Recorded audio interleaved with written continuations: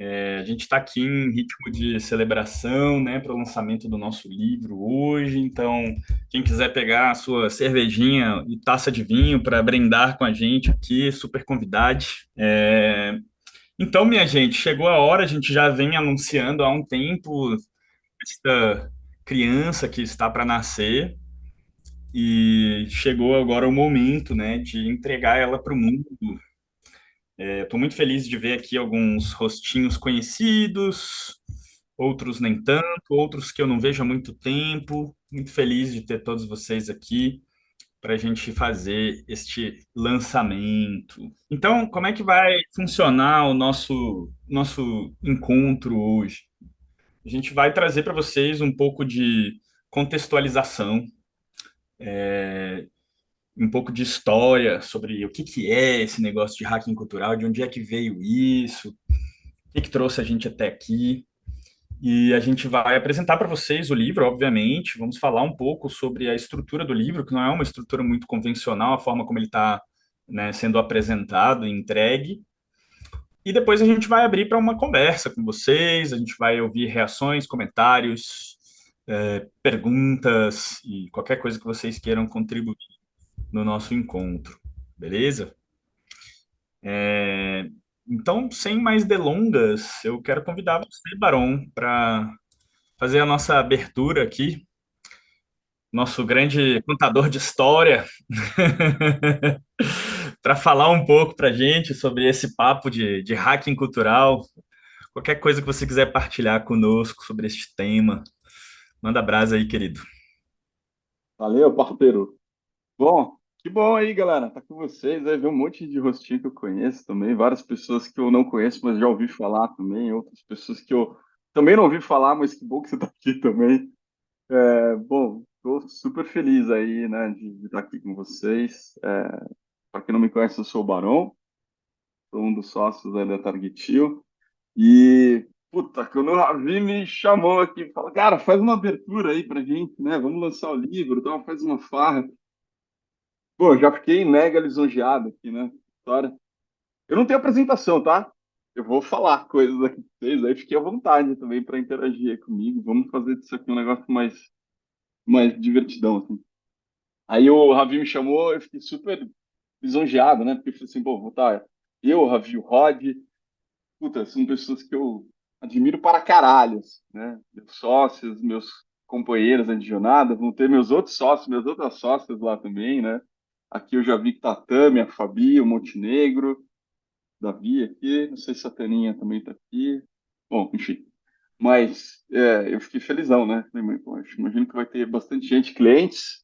Eu vi vários clientes aqui também, então fico bastante lisonjeado aí, né? De poder estar aqui com vocês dividindo um pouco. Mas eu queria dizer o seguinte, que falar de culture hacking para mim, especificamente, é falar sobre mim. Então, invariavelmente, eu vou falar sobre mim aqui nessa história, porque essa coisa se confunde na minha história aqui, né, de vida. Então, eu queria, de repente, contar um pouquinho para vocês isso, né?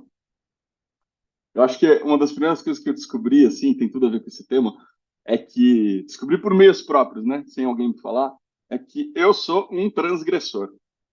Então, tenho que confessar isso. Sou um transgressorzinho aqui, né, nessa história. E eu descobri isso muito cedo, assim, né? Descobri na escola, na igreja, em casa. Então, eu descobri isso de várias formas aí, né? E isso, acho que para mim está na raiz do que a gente vai falar aqui hoje, né? Eu, eu lembro quando eu era molecote que um dia eu fui pego e levado para a diretoria porque eu estava usando o banheiro dos professores. E aí a turma me levou lá, né? O Bedel lá me levou lá, assim. Daí a diretora me enquadrou, falou assim, pô, você não pode usar o banheiro dos professores, né? Pô, que história é essa? E eu falei, não, eu tô usando o banheiro dos professores porque é o único que tem papel higiênico e espelho, né? Claramente eu tinha cabelo, antes do Rodrigo fazer a piada dele, assim. Então, eu tinha e eu usava lá porque tinha papel higiênico e espelho, né? E ela falou assim para mim, olha, mas isso não te dá direito de usar, né? Assim, esse banheiro é exclusivo dos professores, assim. E eu falei, tá, mas, pô, eu preciso dessas coisas. Daí ela acho que se emputeceu comigo, né? Falou assim: olha, a mensalidade que sua mãe paga não te dá direito a isso. Eu fiquei chocado, eu falei, caralho, como é que assim, eu não tenho direito a papel higiênico, né? Que porra de escola é essa? Que negócio é esse aqui? E, mas eu lembro que foi uma das primeiras vezes que eu me lembro fazendo uma ameaça para alguém, assim, ainda muito molecote, né? Eu falei assim: olha, vai ser difícil para a senhora explicar isso para todas as crianças dessa escola, né? Que esse banheiro, que a mensalidade não dá direito a isso. Porque eu vou falar para as crianças usarem o banheiro dos professores, porque aqui tem papel higiênico, tem espelho. Então eu lembro que subiu uma coisa em mim ali que era um pouco estranha, né? E, bom, essa é uma anedota aqui, né? Mas eu tenho outras aqui para te contar, né? Assim, por exemplo, eu lembro uma vez, acho que eu já contei para meus sócios aqui, né? Eu lembro uma vez que eu estava na igreja ainda, né? Eu fui uma criança que foi na igreja durante a infância toda, assim. E eu lembro que na época eu falava assim: ah, cara, acho que Deus é uma possibilidade, né? É algo possível. Mas o diabo, cara, essa história de diabo não fecha a conta para mim, sacou? É um negócio meio esquisito, assim. Só que eu sempre assisti filme de terror, né? Eu sempre fui uma criança que adorou filme de terror. E eu vivia com medo de ser possuído pelo diabo. Se tem alguém de vocês já teve esse medo quando era mais novinho, né? Mas eu vivia, morria de medo de ser possuído pelo diabo, cara. E aí, a questão para mim é que eu consegui lidar com o meu medo através do humor. Foi pelo humor que eu lidei com esse meu medo, né? Eu, em um dado momento, eu falei assim: não, mano, não é possível. Se eu for possuído pelo diabo, o que vai acontecer, afinal de contas, né? Eu vou começar a falar grosso e vomitar verde? É isso que vai acontecer? Tipo, porra, o que o diabo quer de mim, né? Se eu devo ser muito especial, assim, uma criança entre milhões e milhões de crianças, pô, possuída pelo diabo. Então, eu lembro que nessa época o meu humor me ajudou a lidar com isso, assim. E aí eu parei de acreditar nessa história de diabo direito. E aí um dia eu virei na igreja, no meio do sermão lá, e falei assim para a turma, falei, pessoal, e se a gente, já tinha envelhecido um pouquinho, né? E se a gente rezar para Deus perdoar o diabo? O que seria, né?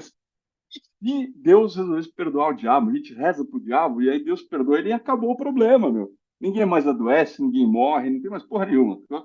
A gente resolve tudo na raiz. A causa raiz é o diabo. Enfim, claramente não funcionou, né? Claramente eu tive problemas de aceitação depois disso. Era só o começo de uma história de não aceitação.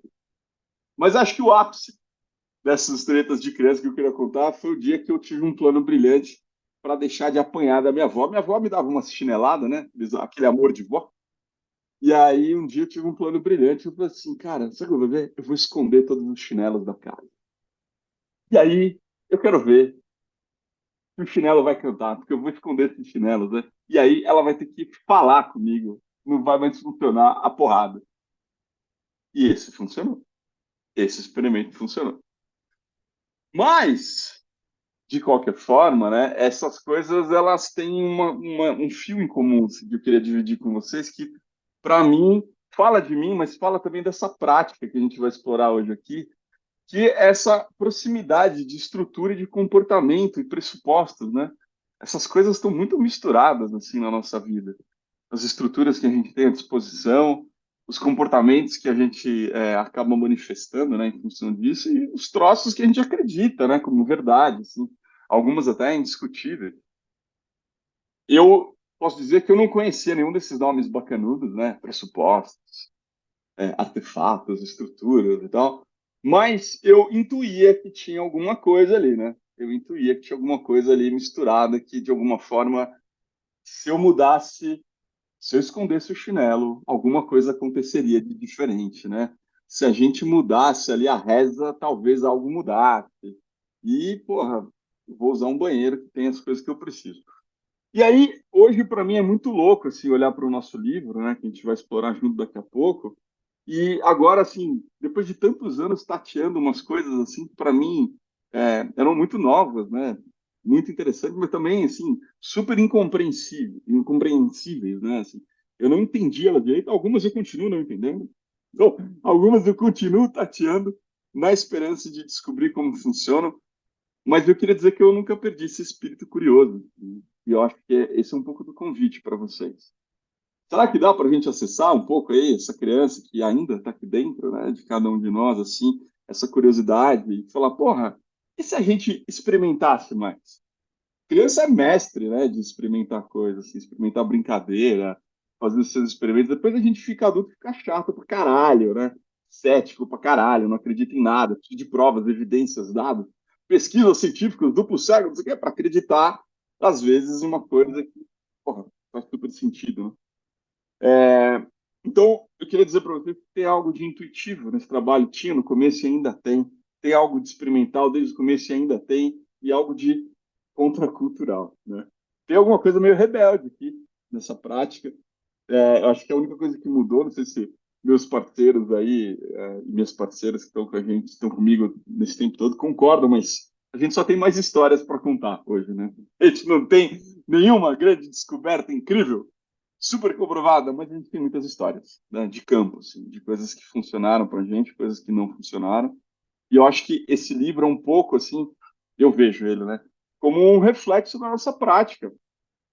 É a praxis nossa aqui, né, cheia de imperfeições, cheia de vieses, mas é um pouco da nossa história, assim, né, um pouco do que para a gente funciona. E aí eu acho que eu tenho alguns adjetivos para falar dela, né? Hoje eu consigo ver o nosso livro e ver que a nossa prática ela é multidimensional, quântica, exponencial. Não é isso? Não são esses termos, Fabi? Ela é tudo isso. Brincadeira. É só para o Rod ter um ataque cardíaco aqui. Ela não é isso, mas ela é multidimensional. Eu vou contar por quê, que eu acho. Ela não é quântica nem exponencial, mas ela é multidimensional, né? Porque eu vou contar isso porque assim, parece, por um lado, vocês vão ver isso, né? Quando a gente olhar o livro aqui, ou se alguém já aqui já leu também, vocês vão ver que um pé da gente tá nessas estruturas que são objetivos. Vocês devem ouvir muito a Targetio falando nisso, né? Tem gente aqui que fala, vocês são tudo cabeçudo, vocês são duro, gente chata, dura, fica falando de estrutura, de rituais, de processos, né? Tem isso. Acho que a gente tem um pé nessas coisas, né, que são mais objetivas. Mas tem um outro pé que está num lugar completamente diferente, né, que são as narrativas, que são completamente subjetivas, assim. Um pé nosso é sobre essas narrativas que se formam a partir da gente e que formam a gente também, em alguma medida, né? A gente não consegue se dissociar delas. Então, é multidimensional, né? Se por um lado também a gente busca mudança sistêmica, vocês devem ver assim nos posts que a gente faz, nos textos, né? A gente está falando de, né, gente, precisa mudar o sistema. Não adianta querer mudar comportamento, né? Não adianta querer entrar na cabeça das pessoas. Então, se por um lado a gente quer mudança sistêmica, por outro a gente quer a emancipação do indivíduo, né? Então, porra, vocês não se decidem na Target. O que que vocês querem? Vocês querem o todo? A parte? Coletivo? O indivíduo? A gente quer tudo, né? A gente quer tudo. A gente quer expor no limite a tensão que as pessoas sentem, porque é daí que surge o sentido do todo, né? Esse sentido, esse significado que a gente atribui surge da tensão. E a tensão precisa de corpo, precisa de um corpo humano para sentir essa tensão. Então a gente precisa falar disso. E talvez vocês olhem, né, para a gente, quem nos conhece, e falem assim, ah, vocês são a turma dos pragmáticos, né? É verdade. Tem um pezinho nosso, né, Rodrigo? Algumas pessoas têm três pés aí no, no pragmático. Três pés. É, e é um jeito, assim, meio que quase obsessivo que a gente se apresenta para o mundo, né?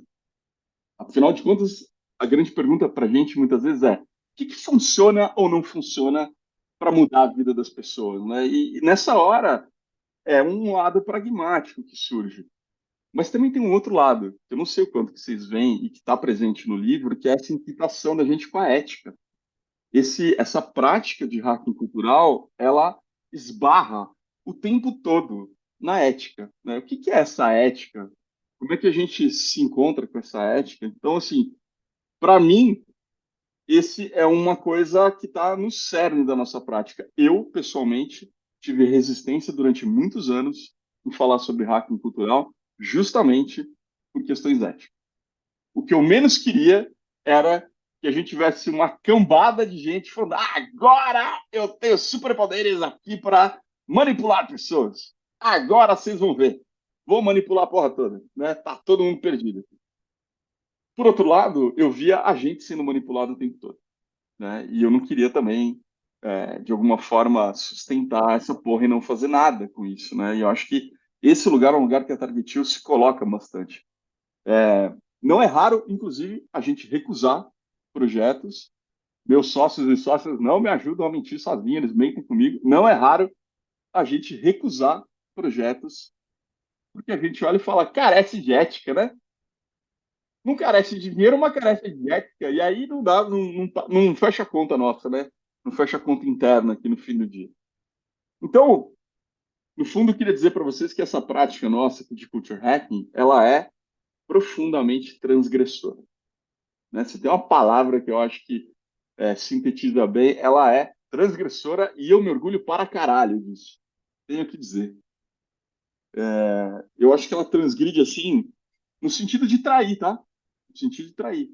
Acho que a gente trai muitas coisas quando a gente pratica isso que a gente chama de hacking cultural, e eu acho que são coisas que precisam ser traídas. Essa nossa prática é completamente enviesada, ela traduz uma narrativa muito clara de mudança social na qual a gente acredita, longe de querer convencer vocês a isso, mas é um convite, né?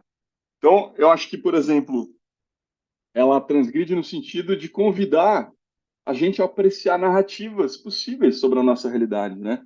O que eu vejo hoje é só galera enfiando narrativa goela abaixo das pessoas. Você tem que isso, você tem que aquilo, a gente tem que isso, a gente tem que aquilo. Seja protagonista, seja empreendedor da própria vida, seja isso, seja o caralho, né? Tipo, me deixa ser quem eu sou, né? Me deixa acontecer. Então, um aspecto transgressor disso, para mim, é isso. A gente convida nessa prática as pessoas a apreciarem as próprias narrativas da. Assim, como a gente questiona, como a gente convida elas a questionarem a materialidade disso, né? Sair do discurso utópico, discurso fanfarrão muitas vezes, né? Das simpatias organizacionais para a materialidade. Não raro eu vejo as organizações entrarem naquele lugar. Seja protagonista da sua vida, seja um empreendedor. E aí, quando você olha, o ser humano não tem a menor autoridade, não tem a menor responsabilidade para aquilo que está sendo pedido, né? É só um jeito de enlouquecer as pessoas, assim, bem devagarzinho, homeopaticamente falando. Uma vez eu conheci um CEO numa empresa bem dessas moderninhas, assim, ou moderninhas, e aí ele se orgulhava super, assim, do elevador privativo dele, né? E ele fazia piada com isso, assim, porque tem um elevador privativo, mas eu vou te convidar para vir aqui comigo, você está na reunião comigo, então as pessoas que estão comigo aqui, com os diretores, a gente usa esse elevador, não que a gente queira isso, mas é que é do prédio, sabe? É uma infra do prédio, então a gente acaba usando, porque a gente acaba chegando mais rápido nas reuniões no outro andar. Para ele era uma piada, só que não era uma piada de fato, certo? Podia ser para ele uma piada. Para mim, aquele era um artefato funcional, ele tinha uma função, transportar executivos, executivas, né, de uma forma reservada, mas ele também era um artefato simbólico, né? Tinha um aspecto bem simbólico naquilo, e essa simbologia não é nem um pouco engraçada, assim. Ela estava ali para contar uma história, né? Não era só para transportar pessoas, ela estava ali para contar uma história sobre castas, sobre pessoas que podem uma coisa e outras que podem outra. E ele estava ali para lembrar as pessoas que castas existem ali, né? Ele não estava à toa, aquilo não era acidental. Então, eu não vejo graça nisso, assim. E é importante a gente revelar isso, ou melhor, dar voz para as pessoas revelarem aquilo que elas já percebiam, porque só ele ria daquela piada, né? Quando eu fui falar com as outras pessoas, ninguém achava engraçadinho ter um elevador privativo. Eu digo que essa prática da gente também ela é traiçoeira porque ela se veste numa roupa de moda, né? Que é cultura. Cultura tá na moda, né? Então vamos vestir essa roupa de moda aqui para a gente poder falar do que importa. Então, essa nossa prática ela é traiçoeira porque ela fala sobre dinâmicas de poder nas relações. É disso que a gente está tá falando, está discutindo, é nisso que a gente trabalha. Ela fala sobre divisão do trabalho, sobre autorresponsabilização, sobre emancipação, sobre mudanças radicais, né, que precisam acontecer. Eu queria, falando em mudanças radicais, né, eu queria compartilhar com vocês um artefato que eu descobri esses dias. Maravilhoso, incrível, assim. Dá licença aqui, o Ravi, de compartilhar. Vou até compartilhar na tela aqui, não estava no script, mas eu descobri um negócio recente, assim, que eu acho que pode ter muito valor para vocês aqui. Acho que até precisa incluir no livro, cara, esse negócio aqui, porque realmente é um troço, assim, maravilhoso, né? Eu chamo ele de tabuíja da cultura organizacional. Então, para mim é sobre isso aqui, ó.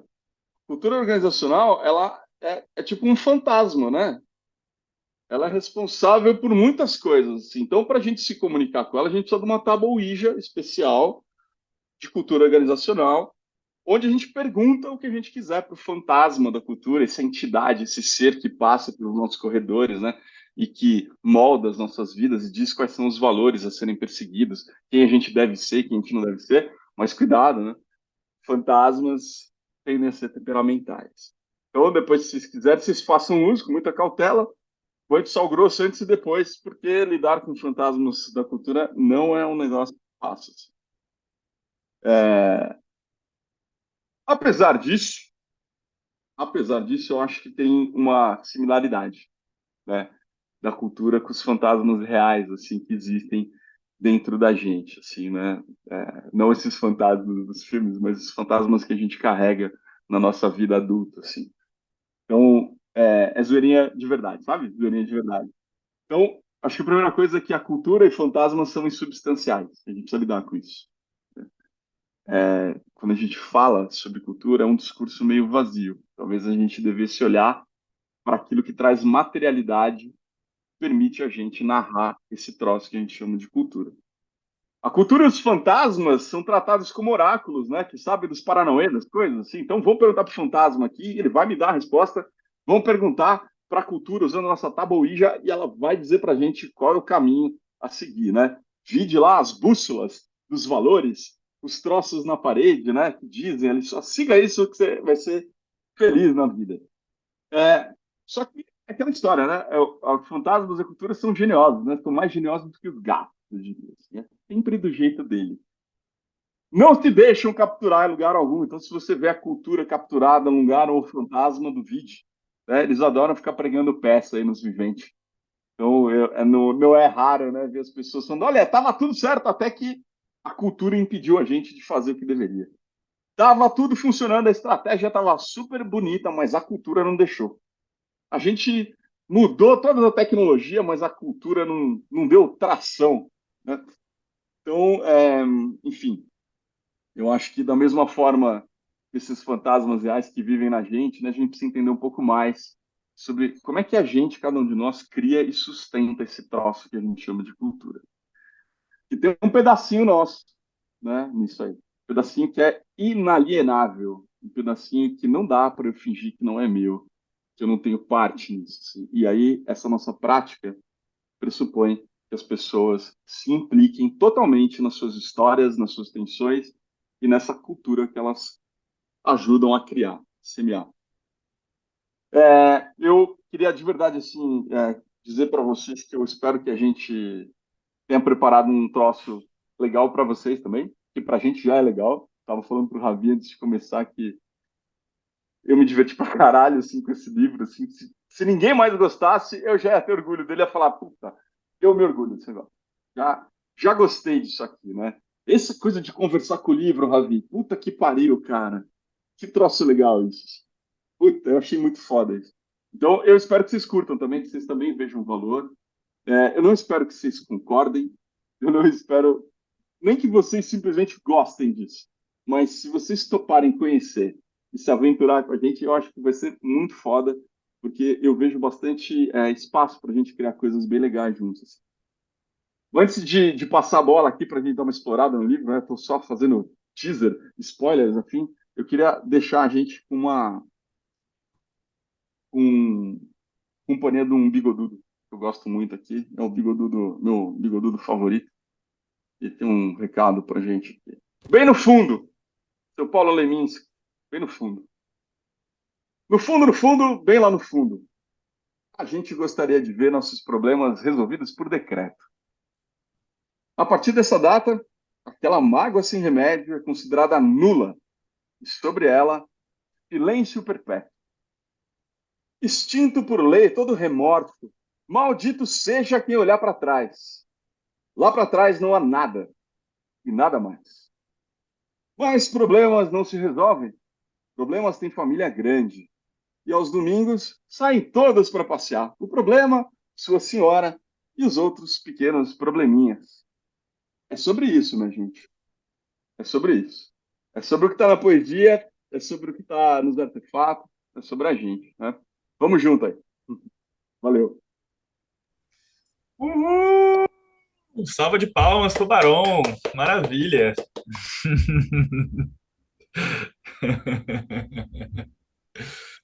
Muito bom, obrigado, querido. É sempre maravilhoso te ouvir. Bom, minha gente, agora, depois dessa maravilhosa introdução, eu quero mostrar para vocês um pouco do livro. Quero convidar aí o Barão e o Rod a fazerem comentários também, a qualquer momento. A gente vai fazer um tour com vocês com esse livro. Até porque ele tem um formato um pouquinho diferentão, né? Então vamos dar uma olhada nesse negócio aqui. Eu vou partilhar minha tela com vocês. Quando vocês abrirem o livro, vocês vão chegar nesta página. Ele vai estar aqui com esta capa. Aqui do lado esquerdo, você vai ter uma visão linear do conteúdo. Eles estão organizados com numeração, né, por seções e em pastas. E aqui do lado direito, você vai ter os títulos desta página, que você pode navegar rapidamente clicando aqui. E aqui tem um negocinho estranho, né? Tem um mapa de redes aqui que chama atenção. E eu vou explicar para vocês o que ele faz, né? Se eu clico aqui neste mapa, eu tenho como ver todas as conexões que estão presentes aqui nesse livro, né? E o que isso aqui está mostrando para a gente é como cada uma das páginas desse livro se conectam com as outras páginas. E toda vez que a gente vai numa página dentro do livro, a gente vai ver a estrutura dele, como ele se conecta aqui, ok? Nesse caso aqui foi o global, nesse caso aqui é o mapa local, como este artigo específico, essa nota específica se conecta com as outras, né? Depois, para quem tiver curiosidade, a gente pode explicar para vocês como a gente fez isso e tal. A gente vai abrir tudo para vocês, tá? Então, quando a gente olha aqui a página inicial, vocês vão ver que o livro ele está dividido, né, em basicamente 5 seções, começando a partir da seção 0. Mas antes disso, tem aqui um detalhe muito interessante, que é uma parte que está falando para você conversar com o livro. Como assim conversar com o livro, né? Se você clica aqui, vai abrir uma janela de um chat, aqui no meu já estava carregado, né? Por isso já abriu uma conversa. E isso aqui é uma inteligência artificial que, se eu não me engano, está rodando com o Claude, que é o Claudinho para os íntimos, que é um competidor do chat GPT, né? O Gepeto para os íntimos. E você pode basicamente fazer qualquer pergunta sobre o livro para este bacana aqui, né? Ele se chama Luther, em homenagem ao Luther Blissett, o fundador da Target Steel, né? E você pode fazer qualquer tipo de pergunta para ele sobre o livro e ele vai te responder com base no conteúdo. Então, aqui, por exemplo, eu perguntei o que são estratagemas, né? E ele me deu uma resposta realmente baseada no livro e dizendo aqui, olha, segundo o texto, né, esses estratagemas foram agrupados em 7 categorias.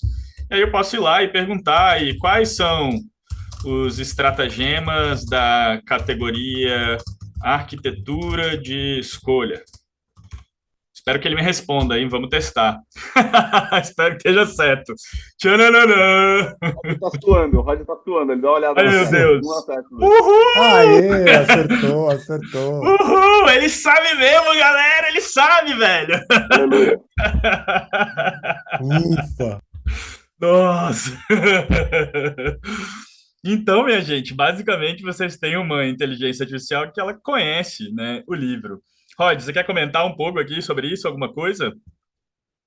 A gente está sempre tentando melhorar esse tipo de ferramenta, né? E as mudanças de modelos e ferramentas são muito frequentes, né? Então, o livro vai mudar, vai melhorar, e a possibilidade de conversar com o livro por meio de uma AI também vai mudar e vai melhorar. A versão que vocês têm aqui é a pior versão que a gente conseguiu fazer, a pior versão que vocês vão usar. Daqui para frente sempre tende a melhorar. Então, assim, vai ficar interessante. E é bacana também se você passar para alguém que não fala português, você pede para falar em inglês ou espanhol, enfim, ele vai responder em inglês e espanhol, então pode ser útil também para fazer traduções, né, de conteúdo, principalmente para quem ainda não tem o domínio da língua portuguesa, né? Eu sei que tem algumas pessoas que a gente tem contato, são clientes que falam outras línguas, né, ou que não dominam o português. Perfeito, valeu. Beleza, então tem esse pequeno detalhe aqui, né, que é uma outra forma de ler esse livro, é uma experiência interativa onde você bate um papo com ele. Beleza, então vamos continuar aqui, né, nessa página. Essa página ela mostra um índice, então, do livro, né, e a seção 0, ela é basicamente uma seção sobre o livro em si, né, então a gente tem um prefácio sobre como ler o livro e tal, porque ele tem essa estrutura diferentona, o que você pode esperar desse livro. Quando eu passo o mouse em cima, ele já mostra o texto aqui, tá? Então é uma forma rápida, porque às vezes você vai ver um link dentro de uma nota e você já quer saber o que tem dentro ali, tal, para ver se você entra lá, né? Beleza. Seção 1 vai falar sobre os fundamentos teóricos aí, né, do que a gente entende por design e cultura organizacional. Tem aqui o mínimo que a gente julgou necessário para fundamentar tudo que a gente vai apresentar em seguida. A seção 2 já traz, né, os conceitos-chave sobre a definição de problema, né, a nossa abordagem para definir o problema, que é o que a gente chama de tensão criativa, né? E também um material básico explicando o que são os artefatos culturais, os valores compartilhados e pressupostos, o que a gente entende por estrutura social, né? E algumas considerações também sobre mudanças estruturais, né? Seção 3 vai falar especificamente já sobre desenhar experimentos.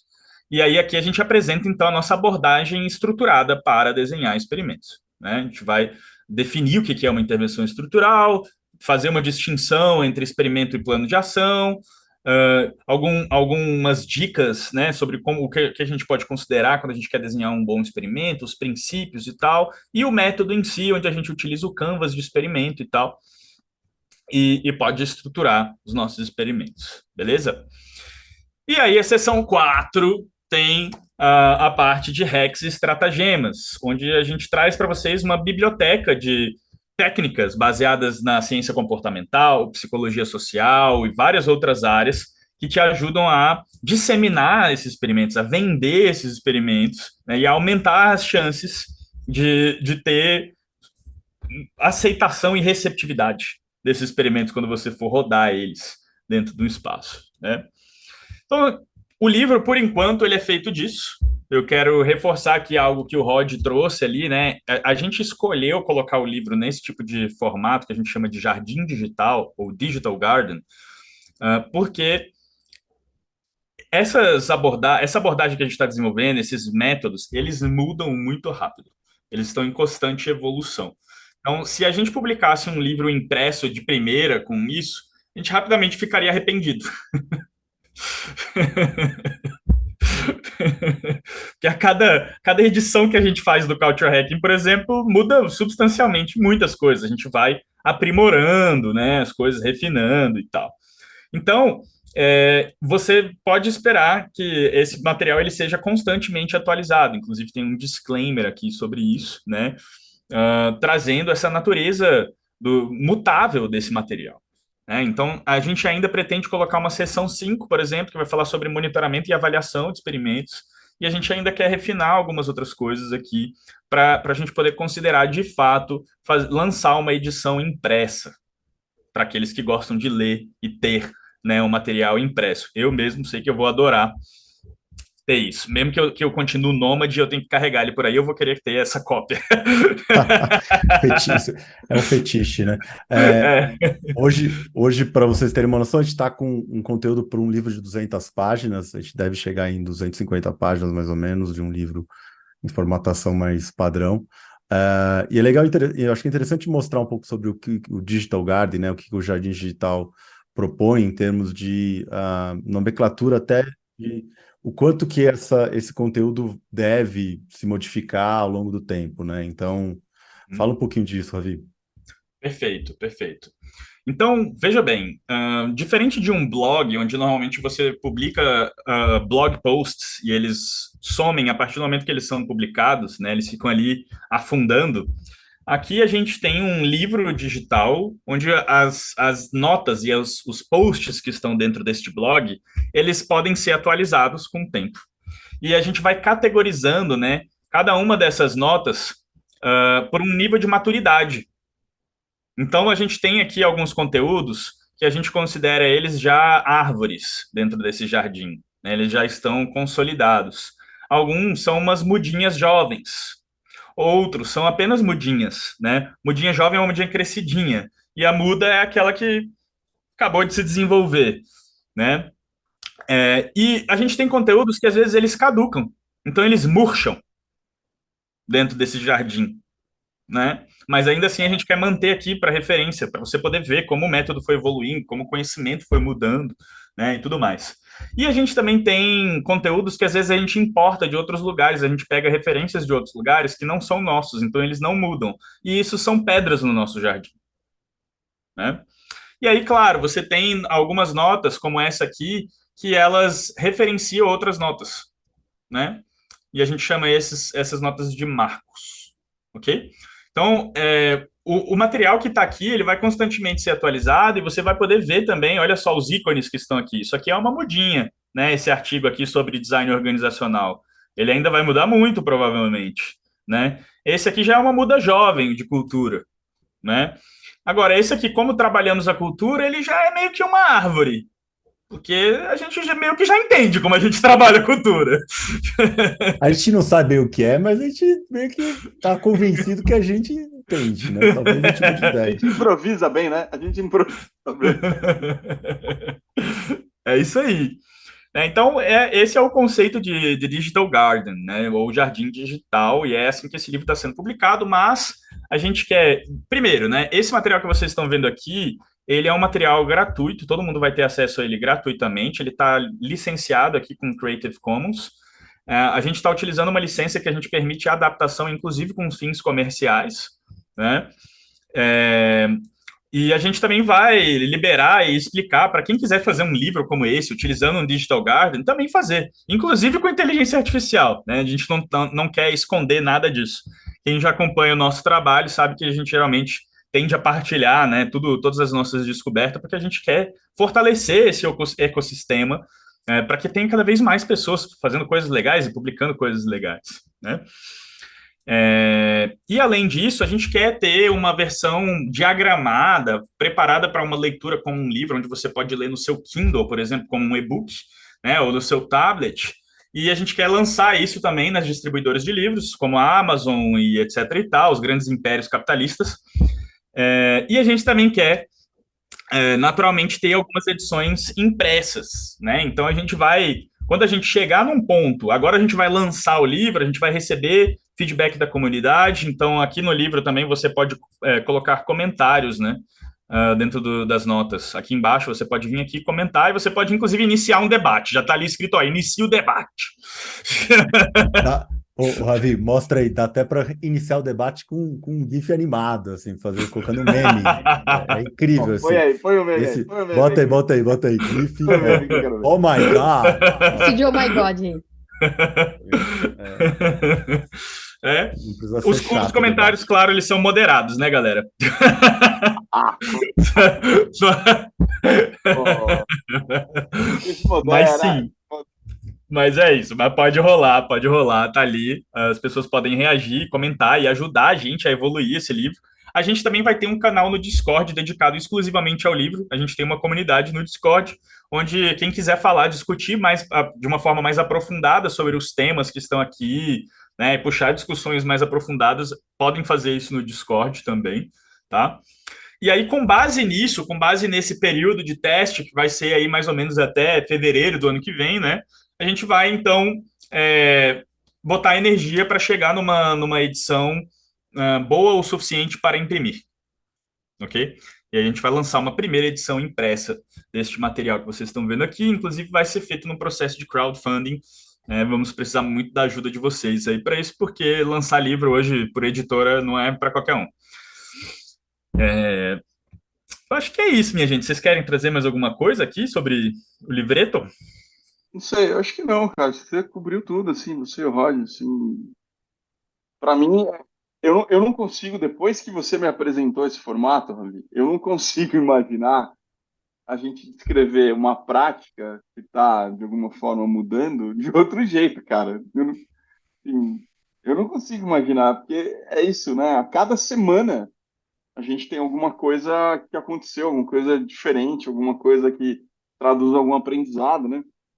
Eu estava falando para você agora há pouco no Discord, assim, dei uma aula essa semana, já tem algo diferente do jeito de mostrar que eu acho que pode ser interessante. Então, eu não consigo imaginar um formato que seja diferente, que dialogue mais, né?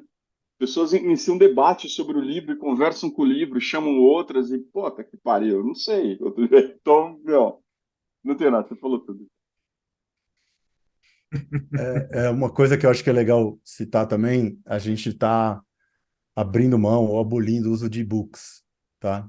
Na Target 1. E ainda existem e-books, quem quiser fazer um download e guardar como uma relíquia, né, da época dos faraós, façam isso, porque a gente vai abolir de vez e vai usar esse formato para os outros conteúdos também. Então, código de O2, pensamento sistêmico, a gente vai lentamente migrar tudo para aí. É claro que o blog, como uma ferramenta para publicação de artigos, insights, ideias, ainda permanece. A diferença de um blog para um Digital Garden é que o Digital Garden ele é mantido como um jardim, né? A gente mantém, a gente cuida da planta. E o blog, basicamente, é aquilo que a gente vai jogando na parede ali de qualquer jeito, que colar colou, que, né, gera, enfim, atração via Google, etc. Mas acaba tendo uma função bem diferente de um jardim. O jardim realmente a gente cuida, porque ali a gente está mostrando e está fazendo um pouco de. Provavelmente, talvez o termo mais adequado seria um processo de aprendizagem mais aberta. Assim, a gente está aprendendo e compartilhando o que a gente está aprendendo ali para as outras pessoas também contribuírem com esse processo de aprendizagem. Então, a ideia do Digital Garden é essa, um pouco diferente do blog nesse sentido. Perfeito. Perfeito. Umas Eu perguntas acho que é aí, isso. Ravi, no chat aí, viu? Tem umas Isso, eu acho que perguntas agora aí. eu quero abrir agora para a galera. Galera, vai funcionar assim agora. A gente vai trazer, vai abrir o espaço. Tá aberto para qualquer coisa que vocês queiram trazer, né? Reações, comentários e perguntas. Então eu vou pedir para vocês irem levantando a mãozinha e vocês vão poder de fato abrir o mic e falar. Beleza? A gente vai abrir para vocês interagirem aqui. Então vamos lá. Quem já tiver trazido perguntas ali, levanta a mãozinha e vamos tratar aqui uma de cada vez. Se quiser também trazer alguma reação, algum comentário sobre como isso tudo está chegando para você, vamos adorar ouvir vocês. O link do livro já está aqui no chat, vocês podem partilhar com todo mundo, tá? docs.targetdeal.com. Em breve a gente vai lançar uma landing page, uma página dedicada apenas ao livro. A gente não vai coletar e-mail, né? A gente não quer tratar as pessoas como mercadoria para coletar e-mail para entregar o livro. Vai ser opcional, as pessoas deixam e-mail se quiserem, né? Ele vai ser realmente aberto e gratuito. Então, partilhem isso com o mundo, pode mandar brasa, podem entregar aí, que a gente quer mais é que isso chegue no máximo de lugares possíveis, né? O Lamartine colocou uma pergunta aqui, Ravi, mostrar um exemplo prático do mapa ali, que é o grafo de conexões no livro. O que você já imagina ou já usou desse tipo de grafo, né? Acho que quem usa, por exemplo, uma ferramenta de gestão de conhecimento como Obsidian para fazer a gestão do conhecimento pessoal, o Obsidian trabalha com esses mapas, esses grafos, né? E no final é a aplicação disso na web direto, né? Mas você quer falar um pouco sobre isso, Avi? Sim, tudo bem. A ideia do grafo ali, né, o mapa, ele mostrar as notas que referenciam aquela nota ou notas que são referenciadas dentro dessa nota. Ele mostra entradas e saídas daquela nota, né? Então, se eu clico numa nota aqui, deixa eu colocar aqui, e venho aqui no mapa, né, ele me mostra já automaticamente as notas que estão referenciando ou sendo referenciadas. Vamos procurar aqui dentro do texto. Esse texto, então, ele não está referenciando nenhuma nota específica, mas ele está sendo referenciado em vários lugares, né? Então, às vezes, eu estou aqui lendo essa nota e eu posso, por curiosidade, vir aqui e ver, onde é que isso aqui é importante? Onde é que estão falando de níveis de abstração dentro do livro? Ah, parece que estão falando sobre isso aqui na especificidade, singularidade e pessoalidade, né? E aí eu posso vir aqui e procurar por isso, por exemplo. Esse é um uso possível, tá? Eu acho interessante também olhar para essa visão não linear, né, do livro. Tá aqui, ó, que ele está citando, né, níveis de abstração dentro desse artigo, né? Eu acho que uma das utilidades práticas disso é despertar sua curiosidade por outras partes do livro de uma forma não linear, né? E às vezes te mostrar como esse conceito ele se relaciona com outros dentro do livro. Acho que essas são as funções primárias aí desse material. Diga lá, Rod. Tem uma função secundária, assim, para quem está escrevendo também, quando você observa alguma nota muito isolada, você se pergunta, por que que ela está isolada? Será que eu esqueci de fazer uma referência a ela? Será que tem algo aqui que eu estou moscando? Então, para quem escreve ou para quem revisa, esse tipo de grafo pode ser interessante, porque você quer que as coisas conversem entre si, né? E você está trabalhando com um meio que permite, né, o hiperlink, né? Há muitos anos a gente aprendeu a fazer isso, mas ainda, apesar de a gente estar acostumado com isso, às vezes falha, né? Você esquece, puxa, esqueci de referenciar aqui, é super importante referenciar ali, né? Foi citado, mas não foi referenciado no link, né? E o grafo mostra todos os links. Legal. E aí, tem mais perguntinhas? Vocês viram aí no chat mais coisa? O Hector colocou uma bem legal também. Você tem uma ordem para ler, por motivos pedagógicos, enfim. Eu Ótimo. tenho uma Legal. resposta para você, Hector. Para mim, a melhor ordem é do seu interesse. Cara, segue o seu interesse. Assim, nossa, o que será que é hack? Vai lá. Nossa, mas como é que isso se relaciona com o experimento? Vai lá. Para mim, tá? Melhor ordem é do seu interesse. Mas se você quiser muito uma ordem didática, cronológica, ordenada, segue os números, tá tudo numerado.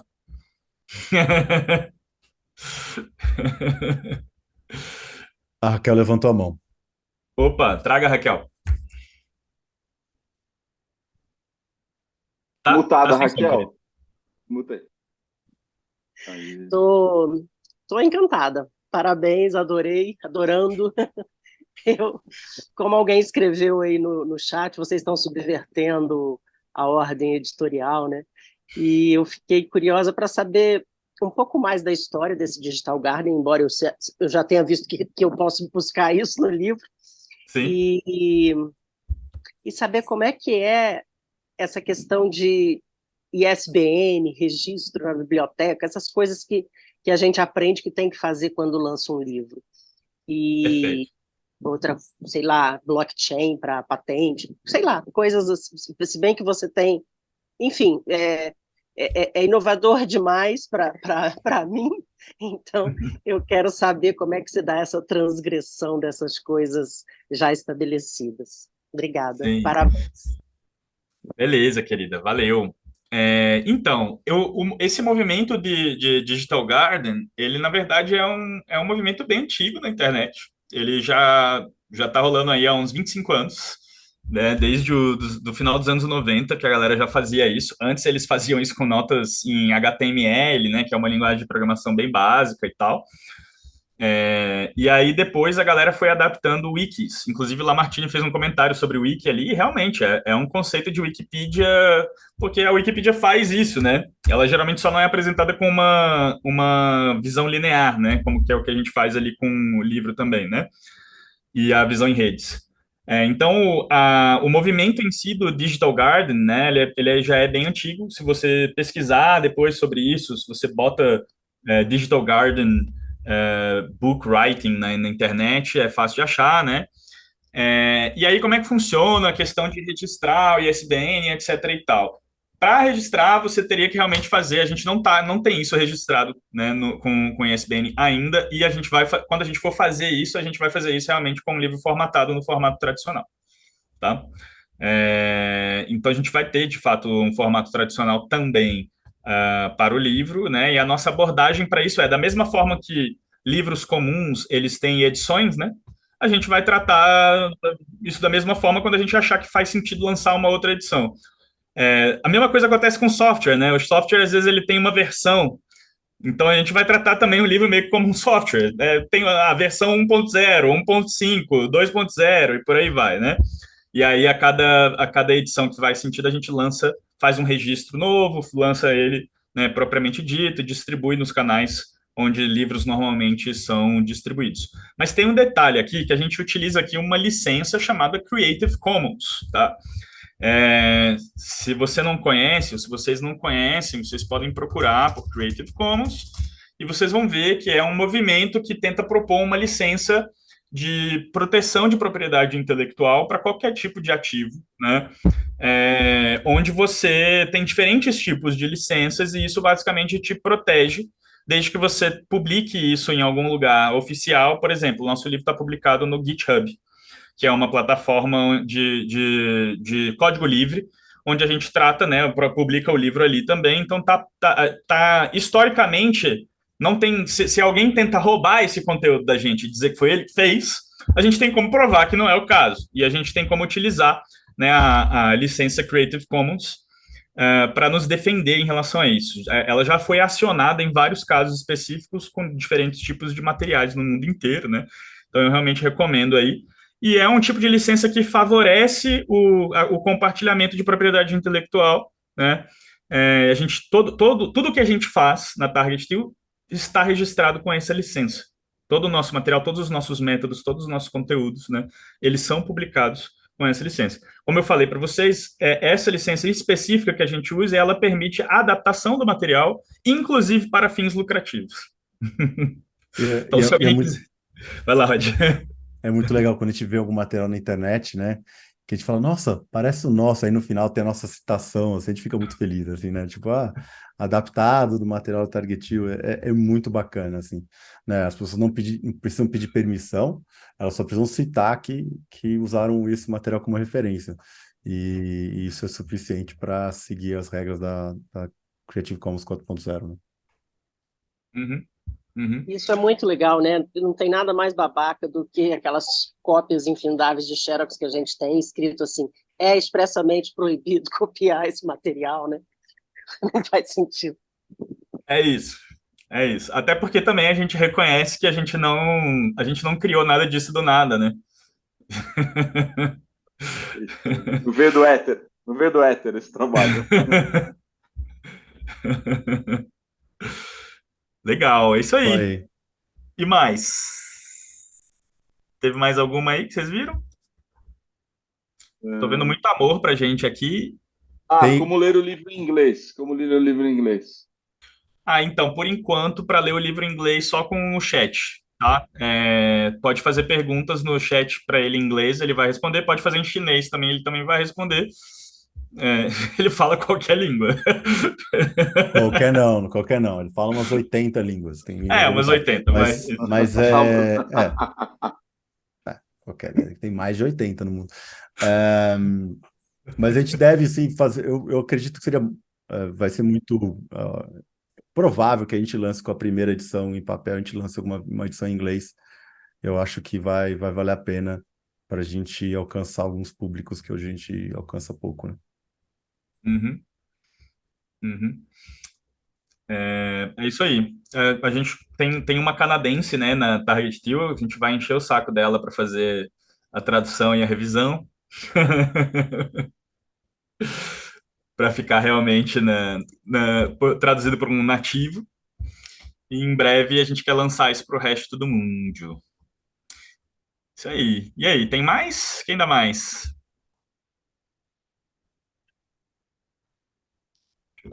Vamos enviar o link de novo aqui.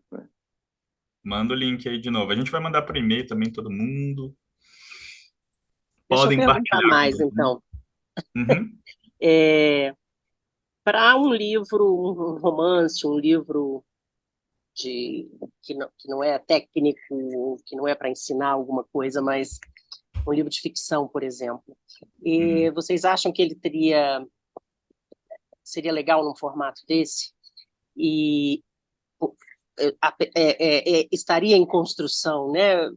E vocês têm no portfólio de vocês a possibilidade de consultoria, por exemplo, para um escritor que queira construir um livro assim com Digital Garden para aprender a fazer? Ah, eu toparia com certeza te ajudar, tá? Te explicar como fazer isso.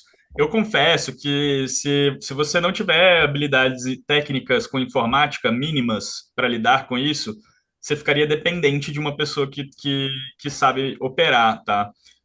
Porque realmente é um pouquinho complicado para lançar isso daquele jeito ali. Tem aí algumas expertises tecnológicas. Uhum. É, Por isso eu é, pensei na consultoria, né? E não claro, seria para claro. mim, não, mas o meu marido tem um livro que é complexo, é difícil de ler, precisaria, né, de muitos hiperlinks ou alguma coisa assim para Então, olha, eu vou te facilitar a vida falar. do leitor. E ele também vive mudando o livro, então. Aham. Raquel, se eu pudesse ler Senhor dos Anéis com esses links aí, para mim seria muito mais fácil, porque tem um monte de coisa de definição, de um monte de coisa que eu tenho que lembrar. Então, assim, eu acho que faz sentido. Tem os Pois livros de é, ficção. o livro O dele é Mochileiro difícil da pra caralho. Galáxia também seria ótimo, eu poder ter um. O livro dele é difícil pra caralho, assim, então pouca gente lê, porque olha, não está entendendo. Aí, eu acho que quando eu contar desse livro para ele vai adorar e vai querer. É, existem plataformas que eu conheço de ficção, onde as pessoas vão publicando e vão modificando a publicação, mas normalmente são mais voltadas para fanfiction, né? Você tem plataformas de fanfiction que são muito movimentadas, né? Inclusive, quando você pega, por exemplo, um livro que depois virou best-seller, que é os 50 Tons de Cinza, não sei se vocês sabem, Ah, mas ele era um fanfiction do Crepúsculo, dentro de uma plataforma dessa. E depois de ter sido lançado em pedaços, né? Por isso que o livro é um lixo, né? Porque ele é todo lançado aos poucos na plataforma. Ele foi reformatado e editorializado para ser lançado mesmo, né? 50 Tons de Cinza. Mas é um fanfiction do como que você Crepúsculo, sabe cara. isso, cara? Ah, cara. Conhecimentos inúteis, né? Nada na Target nesse momento. Só digo isso. Ai,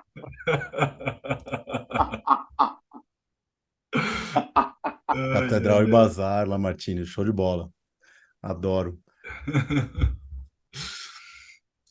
Beleza. Bom, minha gente, se vocês não tiverem mais nenhuma perguntinha, a gente pode caminhar para o encerramento. E feedbacks, né? Acho que depois também, quando as pessoas lerem, acho que seria super, Por assim, favor. bem-vindo, necessário que vocês ajudem a gente a evoluir esse material e feedbacks, né? Por favor.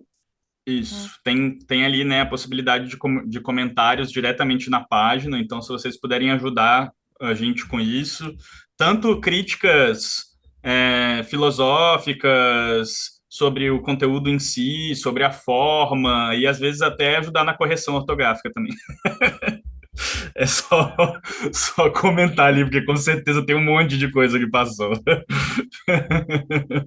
Fala, Mônica, querida. Porque eu não poderia ir embora sem verbalizar e materializar esse entusiasmo e essa alegria, essa admiração que eu tenho por vocês. Fazia muito tempo que eu não vi algo realmente, verdadeiramente inovador, né? Então, assim, eu fico muito feliz, gente. Eu sou fã, apaixonada por vocês. Estou muito feliz por tudo isso que vocês estão criando, co-criando, compartilhando. Então, assim, é só para